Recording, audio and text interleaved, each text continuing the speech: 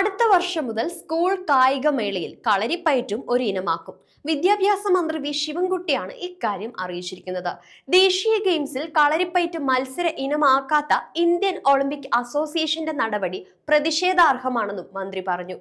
അടുത്ത വർഷം തിരുവനന്തപുരത്ത് വെച്ച് നടക്കുന്ന സംസ്ഥാന സ്കൂൾ കായികമേളയിൽ കളരിപ്പയറ്റ് അണ്ടർ 14, 17, 19 എന്നീ വിഭാഗങ്ങളിൽ ആൺകുട്ടികൾക്കും പെൺകുട്ടികൾക്കും മത്സര ഇനമായി ഉൾപ്പെടുത്തുവാനുള്ള പ്രവർത്തനങ്ങളാണ് പൊതുവിദ്യാഭ്യാസ വകുപ്പിന്റെ നേതൃത്വത്തിൽ നടത്തുന്നത്.